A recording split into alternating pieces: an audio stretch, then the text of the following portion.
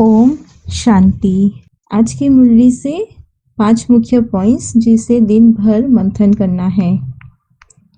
First point है, सदा स्मृति रहे कि हम देवी स्वराज्य स्थापन कर रहे हैं। अभी मृत्यु लोक को छोड़ना है और अमरलोक में जाना है, तो बहुत खुशी में रहना है और चलन भी सुधारनी है, देवी गुण भी धारण करने हैं। बाप ने आकर अपना और पराये का राज समझाया है। माना कलयुग और सतयुग, आदि मध्य अंत का राज समझाया है। कलयुग है पराया और सतयुग है अपना। पराये राज्य में तो हम बहुत दुखी है, अल्पकाल काग विस्तार समान सुख है, और ज्ञान में नहीं है तो जैसे ठीक कर पत्थर बुद्धि बने हैं। हमने आधा कल्प राज्य किया, फिर रावण ने हमारी कला काया ही चत कर दी है। मतलब हमारी कला, हमारे गुण और हमारी काया ही चत कर दी है। तो यह हो गई बेहद की नॉलेज। अपने को देखना है कि मेरे में तो कोई आसुरी गुण तो नहीं है। संपूर्ण नहीं बनेंगे तो फिर सजाएं तो खानी पड़ेगी। परंतु बाबा ने तो रास्ता बताया है। बाप को याद कर तो विकल्प विनाश हो जाएंगे। तो बाप कहते हैं अपने को आत्मा समझो, तो क्रिमिनल ख्यालात उड़ जाएंगे। जिसमें देवी गुण है उनको देवता कहा जाता है, और जिनमें देवी गुण नहीं है उनको मनुष्य कहते हैं। है तो दोनों मनुष्य, परंतु देवताओं को पूछते क्यों है? क्योंकि उनमें देवी गुण है।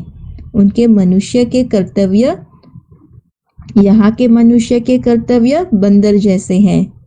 सेकंड पॉइंट, आत्मा अभिमानी नहीं है तो फिर सहन तो करना पड़ता है, क्योंकि देह अभिमान में है। देह अभिमान है तो कर्म भी विकर्म बन जाते हैं, तो कुछ ना कुछ सहन तो करना पड़ता है। बाप सुखदाता है तो बच्चों का काम भी है सबको सुख देना। जैसा बाप वैसे उनके बच्चे। अपने दिल से पूछना है कि हम किसको दुख तो नहीं देते हैं। एक ही हमारा राज्य था जिसको देवताओं का राज्य कहा जाता है। तुम जानते हो हम कितने स्वच्छ थे, अभी कितने तुच्छ बन गए हैं, क्योंकि हम पूर्ण जन्म लेते हैं, इसलिए पारस बुद्धि से पत्थर बुद्धि बन पड़े हैं। एक दो को यही याद दिलाओ कि मन मना भव, यह बड़ी भारी लॉटरी है। अब पुरुषार्थ कर ऊंच पद पाना है तो कल्प कल्पांतर पाते ही रहेंगे। बाबा ही हमारा सुप्रीम बाप, सुप्रीम टीचर और सुप्रीम गुरु है।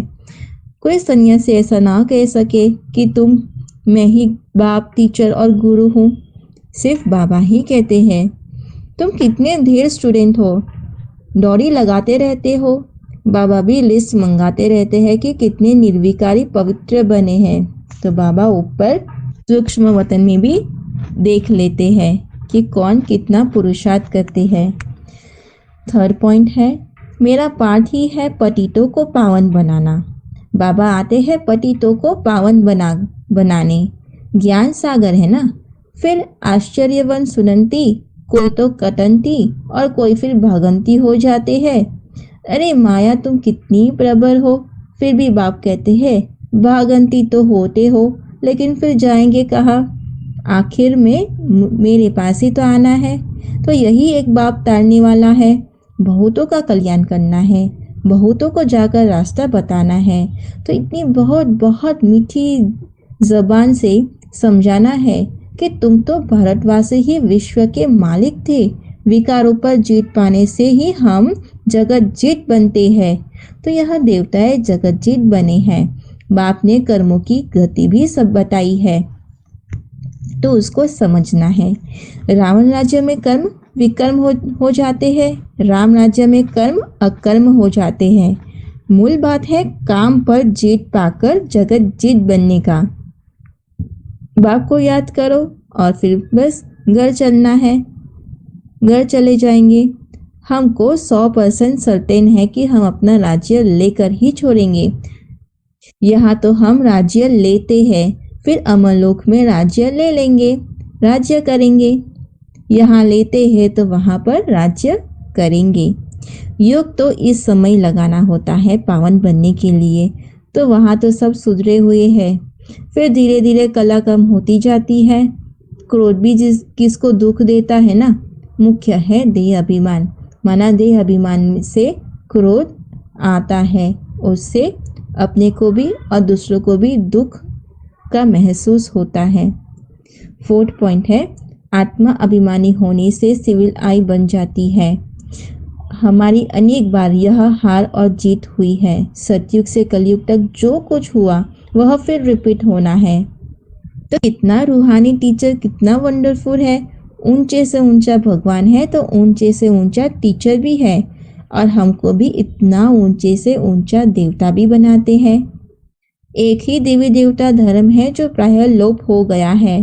तुम खुद देख रहे हो बाप कैसे डिटिज्म स्थापन कर रहे हैं। यह तो बहुत पवित्र धर्म है, और पवित्र न होने कारण कोई भी अपने को देवता नहीं कहला सकते।